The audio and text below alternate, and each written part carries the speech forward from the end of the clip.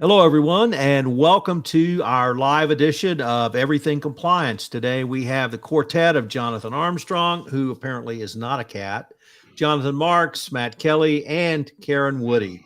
I'm Tom Fox, your host, and today we're going to take up the Glencore settlement, which came down last week.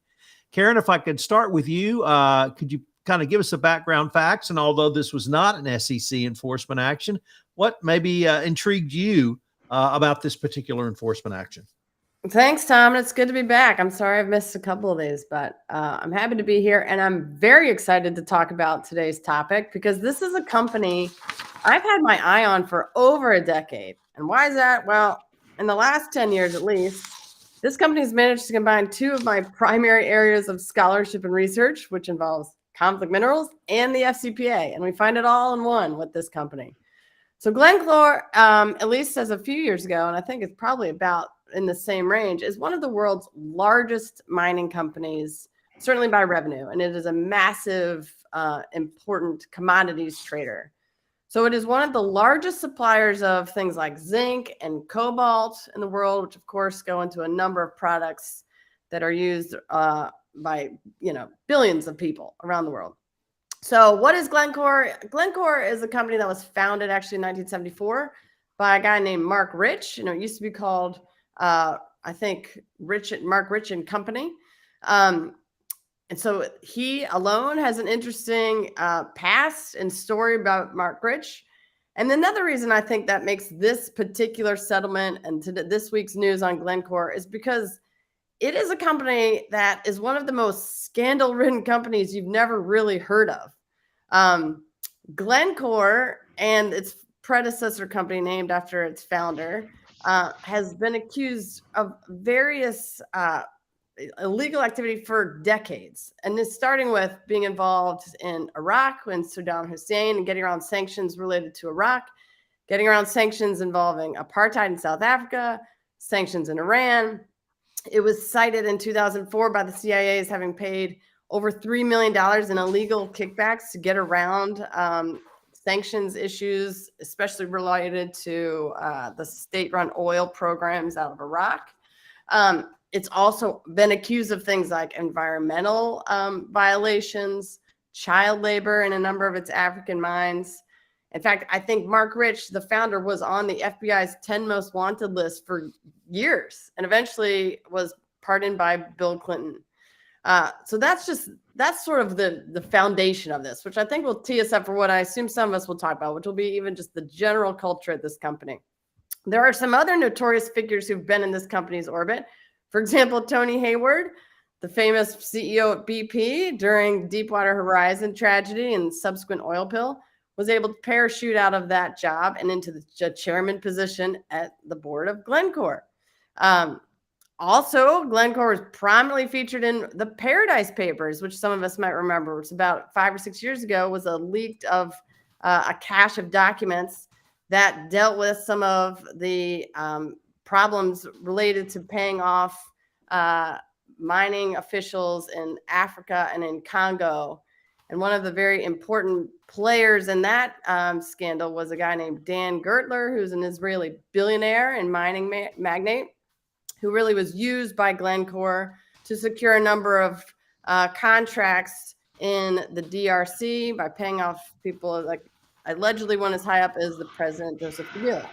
And actually, because of that, we saw Glencore and Dan Gertler in particular named, or at least alluded to, in a previous FCPA case for Oxif that some of us recall from a few years ago. Mm-hmm. So this case, Glencore's in the news this week for another major FCPA settlement. This settlement is with both the Justice Department and also with the CFTC, the Commodities Future Trading Commission.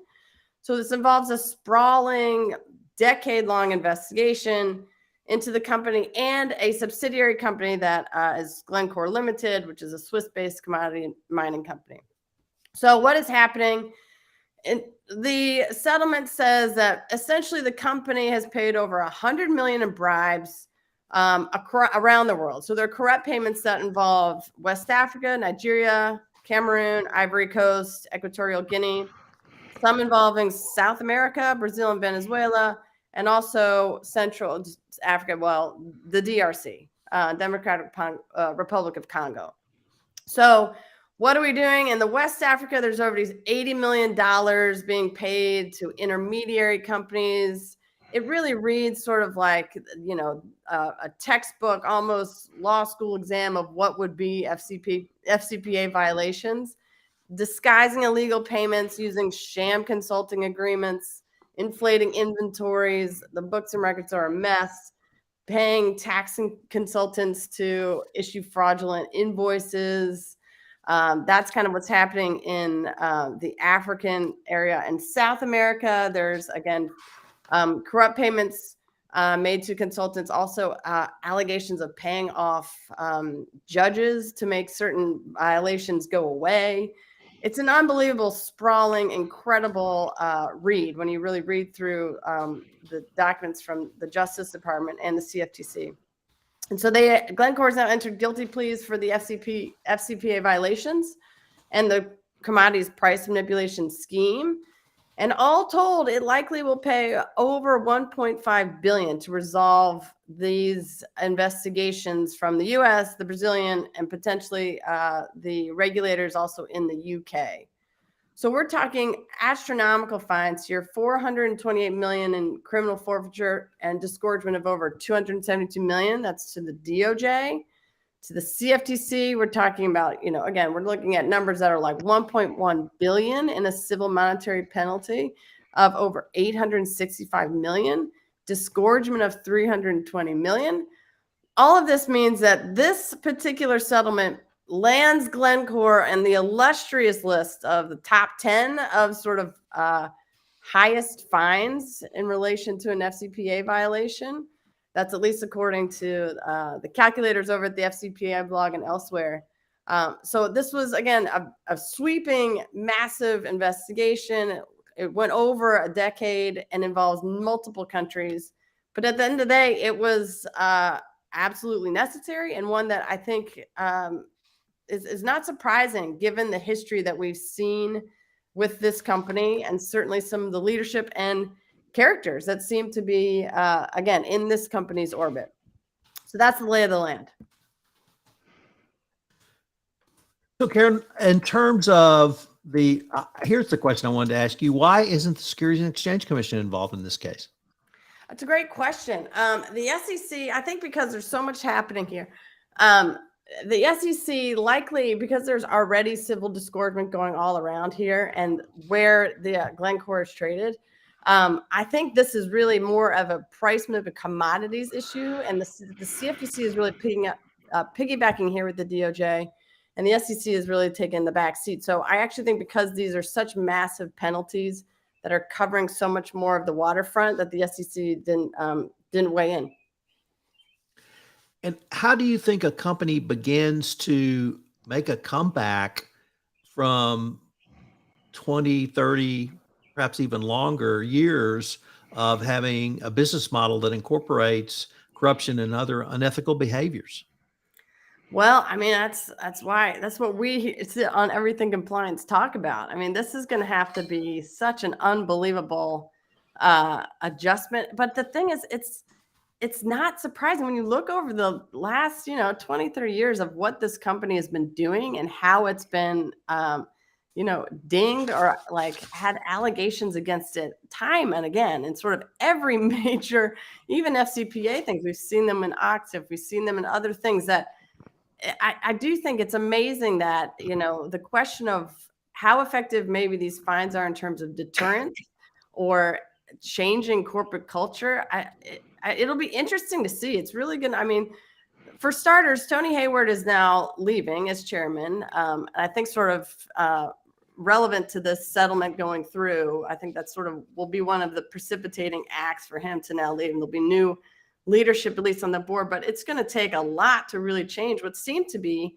effectively a business model of hiring mercenaries to pay off government officials around the world, to pay off judges, to pay off. I mean, it does seem to be that that's how they've done business for quite some time. So it's going to take a lot, I think, to rewrite the ship. Matt Kelly, you have written and podcasted about the topic of CCO certification. Mhm. And now we have our first example dead in front of us. What issues do you see? Is there a new class of criminal liability created by this requirement? Is this good, positive for the CCO, for the DOJ? Where do you shake out on those questions for Glencore? Well, it's an interesting point because I think the best answer to a lot of the questions you just asked is I don't know, because we haven't seen this before and we still have a lot of questions this will work. Let me just back up for a moment and explain about what this actually is. I will sneak in an answer, Tom, to your last question to Karen about what Glencore is doing. They are mounting a charm offensive now to talk about all of the things they're doing. They even put out a special report, I think the day after or the day of the announced settlement, where they talked about this big revamped compliance program that they are launching and have launched. And they have gotten rid of the offending executives. They're bringing in new leaders. They did hire a new head of compliance, a man named Daniel Silver, who arrived, I believe, 2 years ago. They revamped their business partner management, scaled back the use of a lot of these intermediaries, all this stuff, put out a very nice, slick, special report about just the compliance. It kind of reminds me of what Walmart used to do back in the mid 2010s when it was still pros of its big FCPA, and Walmart put out an annual report about its compliance and ethics improvements. This kind of sort of looks like what Walmart did, maybe a first iteration of it. I have no idea if Glencore will keep on publishing some sort of updated ethics and compliance statement year after year. But tying into the CCO cert, I think it's important to note that two other elements here that Glencore had to agree to were not just one, but two monitors, two independent compliance monitors, one for Glencore's parent in the UK, I think, or in Switzerland, one for the corporate parent, and one for Glencore Limited, which is the US subsidiary. So two separate compliance monitors happening at the same time for the next 3 years. They're not getting a deferred prosecution agreement because they plead, so there's nothing to defer there. Like prosecution essentially got settled out and happened. But it's a 3-year deal, and we have this CCO certification that will need to happen. So as of right now, Glencore's CEO and its chief compliance officer, Mr. Silverman, they will both need to certify the goodness of the compliance program 30 days before the expiration of the plea agreement. Now, it's a 3-year plea agreement. It was signed last month, so they'll need to sign their certification, I guess, sometime around May of 2025. Glencore will also need to make annual progress reports to the Justice Department, assuring that its compliance program improvements are continuing and that the discovery of any new misconduct is disclosed properly. So of the this. Now, I still have a lot of questions about how actually is this all supposed to work in practice. And I'll give you a very simple example. So what happens if Silver isn't the compliance officer 3 years from now? What if he takes another job? What if he's abducted by aliens? What if he gets hit by a bus? The idea of a compliance officer signing annual certifications, especially a CCO signing some certification 3 years from now, I question how that might work with normal personnel turnover that comes and goes. So if Mr. Silver isn't the chief compliance officer at that time, will the successor have to sign it? Will he or she have to agree to that as part of their employment agreement? What if the new chief compliance officer decides, I don't like what we've been doing. I want to revamp this whole program that we've been certifying for 2 years. What if they want reinvestigate their whole thing to make sure that this is all up to their own standards? It's a nifty idea in theory, but in practice, what if the C says, yes, I think we can certify, but the CEO says, no, I don't? What if it's vice versa and your boss, the CEO, wants to certify, but you, the chief compliance officer, you don't? How is this supposed to work with two independent compliance monitors also looking over your shoulder? Why are we doing this at all? Isn't this a bit repetitive? Like, the monitor is the one who's going to be reporting back to the Justice Department.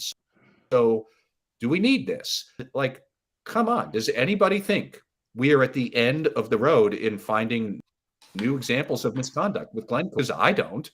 I would bet my mortgage that at some point we're going to find out, oops, we also had this thing over here that we didn't know or didn't report yet.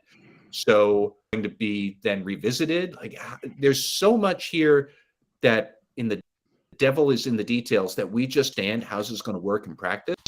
That I still have a lot of big issues with Cco certification.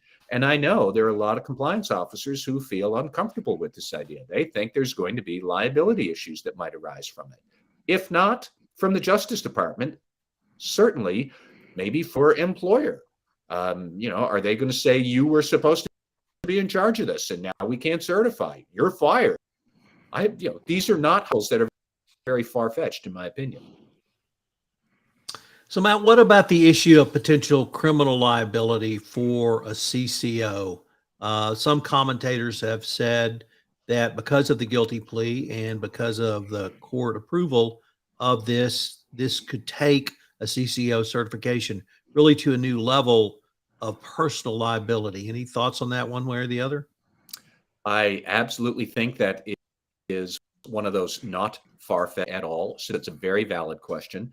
Jonathan Marks, I know you're going to be piping up saying we could have D&O insurance. And I think extending D&O insurance to compliance officers would be a good idea, but somebody's going to have to pay for that. The company might not want to necessarily do this. What if you, the compliance officer, are demanding it? Can you make it part of your employment agreement? What if the company doesn't want it? I think that there are all sorts of ways that we could still have questions about this. And I suppose my big issue would be that if we want to do that, if the Justice Department, if the Justice Department wants to do this, okay, put out a policy statement. So far, all we have are some speeches from the Assistant Attorney General, Kenneth Polite, and we don't have any sort of formal declaration like we do about compliance monitors, like we do about the FCPA corporate enforcement policy, like we do about guidance on effective compliance programs. This is a big deal to compliance professionals. It requires then the Justice Department dropping it in a speech that we're going to do this, and then we all read about it in paragraph 19 of a settlement agreement. There should be more for compliance officers to get this into their comfort zone. Jonathan Marks, do you have a question for Matt? Well, I think Matt's comment should be, for everybody listening, you should replay it back because they're spot on. And even more importantly, if you're a chief compliance officer today, game's changed. It's just like chief audit executives with the passage of Sarbanes-Oxley, and next thing you know, the CEO or the principal officer and the principal financial officer are signing off. But we all know what's happened to the chief audit executive role over the years. As time went on, that target became brighter. And I think that's exactly what's happening with the chief compliance officer here. And so, if you're a chief, look, it's impossible for a large organization, for a chief compliance officer to get their arms wrapped around all the things they need to get their arms wrapped around and certify in a way that probably will be meaningful to most people. And I think that's really where this is all going is, what does this all mean? What does it look like? What should we imply from it?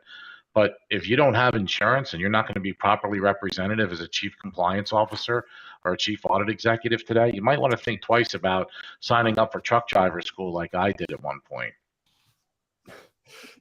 Tom, if I could just respond to a couple of points that Jonathan brought up, and I mean, Jonathan's also spot on here. So number one, another practical scenario, what if the company doesn't have a chief compliance officer?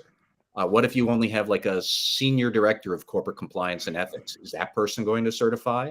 Will part of the settlement be that person gets promoted to chief compliance officer, or you have to establish a CCO role?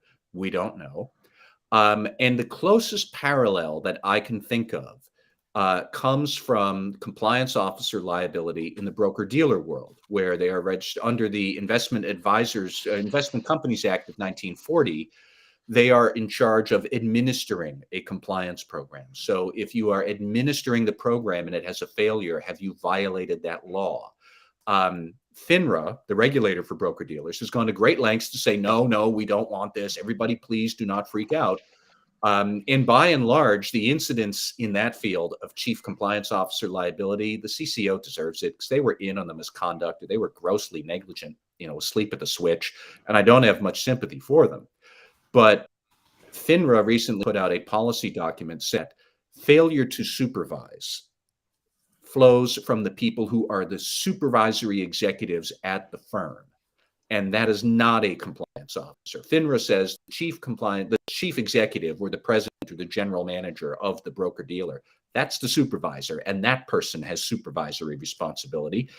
And then FINRA in the next breath said, unless they delegate it to the compliance officer, which you can do. And I was like, oh, man, here we go again with the complexity. So there's a lot of ways that you could still have this liability on a practical daily basis flow down to a more junior executive. And at a large company, yes, the CCO would be junior to the CEO. Like you could have people trying to foist this liability onto the chief compliance officer against his or her, true will in their heart. And like I said, we really need a more clear policy statement from the Justice Department in writing, not in a speech, to try and answer a lot of these questions, because it will be a big sea change in the fullness of time if we really make this a mainstream thing. I think on the insurance point, though, we needn't take it as a given that insurance is always going to be available to bad offenders. If there's a lot of kids can't drive on the road because no one will insure them. The cyber insurance market is hardening, particularly against those who've already had cyber breaches. And yeah, you might get insurance from somebody somewhere, an obscure Lloyd's syndicate, but at what price? So the difficulty, I think, for a lot of incoming CCOs will not only be to make sure that they're insured, but that insurance is maintained. We have had experience in the past where we've had clients where they say, you have to have the policy in place. And by the way, we want the insurers to notify our client direct if that policy doesn't get renewed. And CCOs are going to have to look at steps like that, particularly if they're in a business that's had difficulty, and particularly as the insurance market hardens. Yeah, and just really one quick comment here with all of this. Gone are the days where, and I laugh because I get these calls all the time. Hey, and I know Matt does some of this too. But if you're a chief compliance officer out there and you're working for a publicly traded company, and go check your compensation, because guess what? If you're going to be signing off on this stuff, the juice better be worth the squeeze. Yep. You better be making some serious coin these days. If you're going to be sitting in that hot seat. And I got news for you. People are not realizing that yet, and some people are, still meandering their way around. But I think this whole issue here with this certification could be a huge game changer, because I remember it very vividly with internal audit.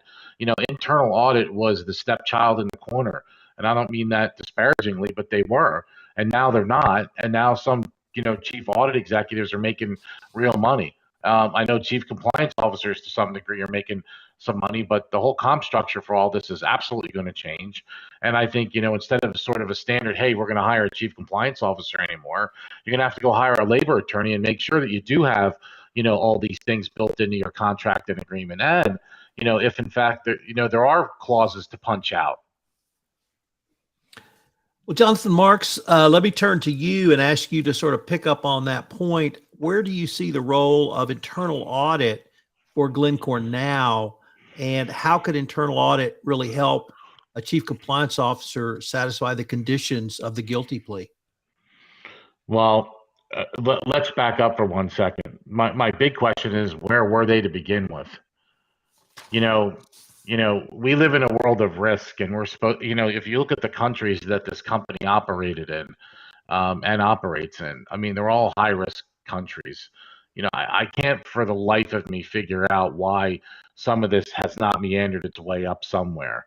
And I don't know whether that got quashed, or somebody was controlling all of this. Somebody, the audit committee was controlling the audit plan, and they were only focusing on certain things. These things happen. But if you're a board member today, I mean, before we get to internal audit, if you're a board member today, you should be asking those tough questions. And I don't know how, that's great that they replaced them all, but how many of those people that were replaced absolutely breached their, fiduciary duty of care, in all of this? And I mean, I'm not a lawyer by any stretch of the imagination, but I do know the concept there, and I can't believe for the life of me that, over this period of time, that someone never asked a tough question. Now, let's roll this into internal audit. Where were you? What are you doing? What's going on? How can they help? If you're going to truly build a risk resilient process, and we've talked about this ad nauseum, internal audit, compliance, and the legal function have to be in harmonization. They have to be, working together. They need to be understand what they're doing. I think internal audit can add some real value here from, a continuous auditing and continuous monitoring perspective if a program was put in properly. And that's another thing too. I mean, that this whole thing kind of brought out to me. The importance, if you look at what the regulators are saying, they kept talking about feedback and using feedback to constantly enhance your compliance program. Continuous auditing, continuous monitoring, everybody thinks it's sort of, it's a really neat thing to say, but nobody really understands it. They don't. And if you don't know what the objective is to start with, then I would bet dollars to donuts you're probably doing it wrong. But if you do it right, and I have instances where we've helped organizations implement this the right way, giving the right information, getting the right feedback, using that feedback appropriately, it can be really, really effective. And that's where internal audit, I think, can help. Using the data, to tell a story, but using the right data for the right reasons and having the right people monitor this is really ultra critical. I heard the other day someone said, well, we're going to go out and buy a software package. I'm like, that's fantastic, but that's not going to solve your problem. And for anybody out there listening, if you think you can go out and buy a software package and it's going to solve all your ills, that's, I got swampland in Florida that I'll sell you as well. So, but, getting back to internal audit, and I'll close off my comments, I go back to the same thing. Where were you? And why isn't anybody saying anything about it? But if, Tom, to your point, if you're really going to help and you're really going to build that, a risk resilient enterprise ecosystem, you have to be coordinated with compliance, and you have to be coordinated with legal, and management has to be held accountable for all of this as well. Otherwise, it really just doesn't work. So, Mr. Armstrong, sitting across the pond, you are more than an observer, because the Serious Fraud Office has participated in this resolution. And as I think both Matt and Karen noted, Glencore had a UK subsidiary who was involved, at least in the settlement. What do you see in this case, and where does the SFO go with this? Yeah, good question, Tom. I think the important thing about Glencore, it isn't like the World Series where only the US is interested. Brazil have already settled their case. I'll talk about the UK in a minute. There's ongoing investigations in the Netherlands and Switzerland as well. And there truly is an international aspect to this, I think. The SFO's investigation started in June 2019. We're hampered a little bit about what we can say because of the rules in the UK. We've a pending court hearing. But on the SFO's case seems to involve oil operations for Glencore in Cameroon, Equatorial Guinea, Ivory Coast, Nigeria, and South Sudan. And the SFO alleges that Glencore and its agents and employees paid some $25 million to get oil rights in those countries. as I've said, the SFO has been working with the US authorities and is still working, it seems, with Netherlands and Switzerland. There's a hearing in London on the 21st of June, and Glencore will then be asked to say how they plead. There are 7 charges against them, 5 under Section 1 of the Bribery Act 2010. So they're what you might call hardcore bribery offences, and 2 under Section 7. Section 7 was this new section that was brought in by the 2010 Act of failure to prevent bribery. They will probably, I'm guessing, relate to failure to supervise agents, failure to have proper processes and procedures in place. You'll remember that this associated persons, this need to supervise agents and people you contract with, is important in the in the Bribery Act. So, in terms of what's public and on the record, that's all we can say at the moment. Of course, Glencore have the right to turn up at trial and say that they're innocent or guilty. But Glencore have said that they intend to plead guilty at this hearing on the 21st. And as Karen said, they've reserved a whole bunch of money to settle cases. And they say that they've reserved 166 million US for non-US matters. They've said it will be for the judge to set the level of fine in the UK, but they think it will be within the reserve that they've provided. In Switzerland, there seems to be a somewhat similar set of proceedings in place. From what I understand, it's something similar to the failure to prevent provisions that the Swiss authorities are relying on. And of course, the Netherlands have a role to play here. They've also been involved in some of the US-led investigations in telcos, for example. And I think this whole thing tells us that the global fight against anti-bribery is getting more global. It used to be the case that the US authorities were the only sheriff in town, but now I think many organizations have to look at their risk holistically and have to look at the fact that different regulators may be involved.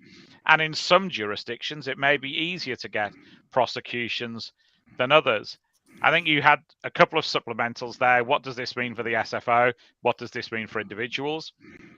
Well, even if the convictions go against the corporation, that doesn't necessarily stop the SFO pursuing individuals. Like in the US, they've had fairly limited success with cases against individuals, but the odd one or two have stuck, including in oil cases. And I guess the other question is, will all of this save the current director of the SFO? It's been a few months of turmoil, maybe you could say more than a few months, for the director of the SFO. Obviously, we've talked previously about the Unioil prosecution, which is somewhat unhelpful from the director's point of view.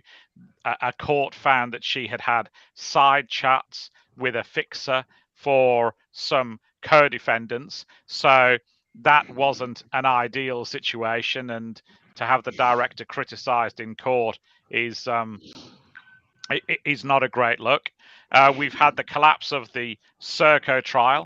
That's subject to an investigation by a leading QC. The Unioil case is under investigation by a former judge. Both of those reports, we're told, are imminent. The UK Attorney General promised the judge-led report by the end of May. It is the end of May. We haven't seen it. We can't necessarily expect either of those investigations to exonerate the current director. Obviously, US relations are tense or have been tense, despite cases like Glencore. We know, for example, from an employment tribunal case brought by Tom Martin, a proper SFO, a former SFO employee, that those relations weren't great. And we also have had some proceedings involving ENRC, another minerals operation, where let's just say some of the conduct was less than ideal as well.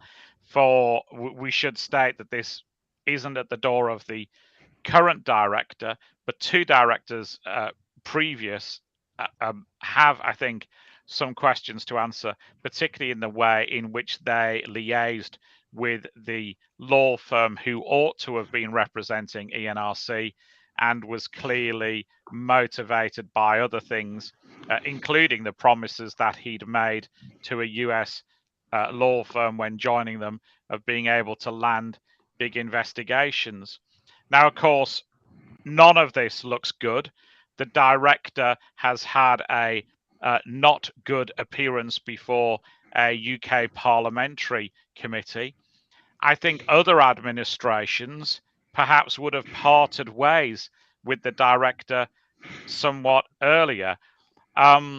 You might ask, why does Boris Johnson protect somebody who isn't seen as being hard on corruption? Now, I'm dressed casually because it's been the Queen's, the celebration of the Queen's Jubilee today and the Thanksgiving service in St. Paul's.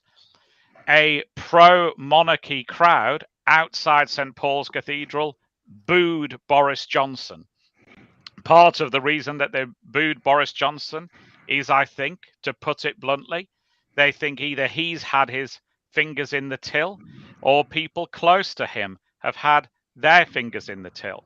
And some might say that the reason that Boris Johnson wants a weakened SFO is because they might not shine the spotlight on some of the PPE deals that have been done during the pandemic, where courts have said that there are questions to ask. I have no inside track on this, but you always worry about politicians who keep in place prosecutors that are not perceived to be doing their job, particularly when politicians are trying to rewrite ethics codes to protect themselves and people close to them. Other listeners will have other ideas, I'm sure. Jonathan Marks, you have a question or comment for Mr. Armstrong? Yeah, Jonathan, you know I like you. You're a good guy, but can you tell me what the SFO is? Because I never really heard of them. They're the Serious Fraud Office. And no, I understand. I mean, are they actually operating? I think they, I mean, to be honest, there have been some cases that have come. You know, we've had oil as a real area of focus. Some of the unit oil prosecutions have stuck. Some of the investigations do seem to be coming to fruition, but they haven't had a good couple of years, it's fair to say. So I'm going to just raise a few comments and questions around the monitorship. Matt pointed out that this case is somewhat anomalous because there are going to be two monitors. We've seen that in a couple of other instances previously. I think Odebrecht being one of the biggest examples. But I'm going to read from the independent compliance monitor requirements set out in the plea agreement. The monitor's primary responsibility is to assess and monitor the company's compliance with the agreement, to specifically address and reduce the risk of recurrence within misconduct. That's the first sentence of the monitor's obligation. And that really points to the concept or the thoughts that Lisa Monaco put forward last October in her speech to the ABA White Collar Conference of the reorientation of monitorships in FCPA and other cases. I think the department felt like on one instance or on one level, one, there was too much recidivism, and that was hammered home again this week when actually yesterday Tadaris settlement was announced. We have yet another FCPA recidivist. But I also get the sense that they didn't like the way corporations were navigating their post NPA, post DPAs, post other settlement resolutions without a monitor. And this seems to be an evolving theme from the Department of Justice. And I certainly invite the panel's comments, but the department wants to not only have successful monitorships, but they want companies to abide by the terms of those agreements. And it seems to me that they didn't feel like they were getting that. If you think about the evolution of monitors in the middle part of the first decade of this year, almost every company was assigned a monitor. And there was certainly monitor abuses, and there was commentary and pushback against the Department of Justice around these. I thought the department answered that commentary and pushback, and then the department, in the form of the Benchkowski memo, basically said monitors would be disfavored. And now it really leads to the DOJ keeping their finger in the company's pocket for a period, at least with Glencore, of up to 3 years. So typically when you have a guilty plea, that's the end of it. You pled guilty and you get assigned your penalty, whatever that may be. In the criminal world, it can be incarceration. It can also be a fine and penalty. But here we're extending out the Department of Justice's role going forward. And that seems to me to be a sort of a philosophical shift in the DOJ's approach to settlement of FCPA cases.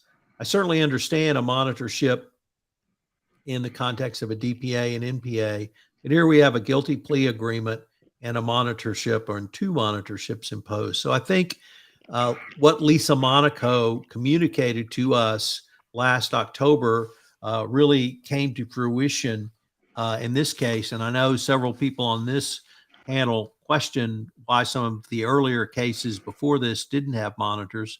We don't know the answer to that question, but we do have that question answered in this case. And for the Department of Justice to take a continuing role in not only making sure that, or trying to make sure that recidivism doesn't happen, but also to really incorporate best practices compliance program into a corporation and test that effectiveness, I think extends the reach of the DOJ and really may open up a new era of DOJ, not simply robust enforcement, but robust continuing oversight by the Department of Justice. I've been in one of those situations. I certainly understand what it can mean for a company, and we seem to now have evolved, or at least the DOJ's thinking has evolved. I have lots of questions about how it ties into the Cco certification, and Matt raised many of those in his remarks. We'll simply have to see how that plays out. If a monitor signs off and a Cco doesn't certify, what does that mean? Conversely, if a Cco certifies but a monitor doesn't sign off, what does that mean? All open questions that we have at this point, and we don't know the answer to, and we may not for 3 years or even 3 years plus. Glencore is going to be under scrutiny, and I hope that they understand that. And whether or not this monitor can really work to change the culture of the company, I think is going to be a very interesting question going forward. So with that, ladies and gentlemen, we are now on to fan favorites, shout outs, and rants. So in keeping with our tradition of the same order, Karen, will start with you. Matt, over to you, then to Mr. Marks, and then Mr. Armstrong, and I will bat fifth this episode. So Karen Woody, do you have a shout out or a rant for us? You know, today I decided to go with a shout out because I imagine that a number of my colleagues here are going to have some rants or have some pretty heavy things to discuss given the state of the world and of affairs. So I tried to take a minute today to give a shout out to things that brought me some much needed respite from the news. And so my shout out today is to the national and state parks. I spent a lot of this past weekend out in Indiana, near Bloomington, Indiana. I spent a lot of time on Lake Monroe, which is a man-made lake just outside Bloomington, Indiana. It's a beautiful, lovely place. And it's lovely because so much of the lake is surrounded by Hoosier National Forest, meaning that there aren't many houses within view from the lake. And so you're able to just spend some time on whatever kind of watercraft you may be on. For my kids, it was a tube pulled by a speedboat, but I did appreciate there was this nice haven where you can really just look and see trees, an occasional hawk, and water, and you can take a minute to separate yourself from the horrific news we were all inundated with, the state of affairs of a number of our governments, and a lot of other things that feel overwhelming. So places like that, I think, are a balm amidst all this chaos, and I was grateful to get some time to spend some time in a beautiful place. So my shout out is to national and state parks and the mental and physical health benefits they give to all of us when we seem to very much need them. So for that, I will then turn over to others who might have less optimistic things to say today. Matt Kelly, do you have a shout out or rant for us today? I have both, actually. I'm going to give a very quick shout out to the Boston Celtics, who won the first game of the NBA Finals last night. Somewhat to my surprise, I am a lifelong Boston Celtics fan because I grew up here. I was a fan even when they were terrible. I did think that they would prevail over the Miami Heat to get here, and then I thought they would start losing promptly to Golden State. They have not yet so far, and good Lord, they might actually beat the Golden State Warriors. But actually, I do want to rant, not about the shooting in Uvalde, because if I did, I would be here all day and probably work myself into a stroke like most Americans, because I am so outraged about that. I am going to give a much more mild rant in keeping with our Glencore subject today. I want to actually rant about the Justice Department not being clear on these CCO certifications, and specifically Assistant Attorney General Kenneth Polite. He has a habit, very good, meaty, thoughtful, important just for compliance officers, which then do not get published by the Justice Department website. And for those of you who are not total news nerds like me, the Justice Department news website does regularly publish the full text of speeches from senior DOJ officials, including in the past, the Assistant Attorney General of the Criminal Division, who these days is Mr. Polite. And so far, he has now given at least 2 speeches this year I can think of about CCO certification and about how compliance officers should think about compliance programs and how they should deal with the Justice Department. These are important things for this audience and for corporate compliance generally. And nary a peep from the Justice Department news website about what he actually said. And so we suddenly have to go and hunt this down from transcripts or video replays or something like that. Also in this vein, we have not, as I mentioned earlier, seen a formal policy statement from the Justice Department about CCO certification. So I am not going to demand that they start publishing Mr. Polite's speeches, the full text and whatnot, but I would request politely, diplomatically, pretty please with sugar on top, Mr. Polite and the Justice Department, please, you guys are talking about important things. You should not just keep that bottled up to whatever speech that he might be giving to the audience in the room. Publish the text of these speeches on the website of the Justice Department so the rest of us can see it promptly and really digest it and understand it. And the sooner you start doing that, DOJ, the better. So that's my rant. And now I'm done. Jonathan Marks, what do you have for us today? Well, my rant was going to be about the report that Glencore actually issued. I think it was in May. I can't remember the exact date. May 24th, the Ethics and Compliance Program report that they put out. Yep. You're going to put out a report like this, at least say something, please. Maybe have a scorecard on the 11 hallmarks of compliance and where you actually are. Don't list that you've done 50 audits. Tell me where tell me whether, kind of what's going on here. I read through this thing like 18 different times, and every time I read it, I felt like I knew nothing more. I don't consider myself to be the brightest bulb in the batch, but I really didn't get too much out of this other than a bunch of numbers and some pretty pictures on a piece of paper. So, I mean, if you're going to issue a compliance report to the world, to me, there should be at least something in there about, how the whole thing's really coming together and what's really going on, not just the fact that throwing up numbers there and how many audits that you did, how many effective audits were there, how many, what does your remediation plan look like? You talk about this, but I think the word audit's actually mentioned 3 times in the whole thing. And one time it says we have the right skills. I don't even know what those skills are, and I don't think they do either. So that's kind of my rant. I mean, I think too often corporate America puts out garbage, and I think in this particular situation, I would classify this as pretty close to being garbage. So thanks for that. And then my second rant, actually, actually it's a shout out, which is really rare for me. Thank you, Philadelphia Phillies, for firing Joe Girardi.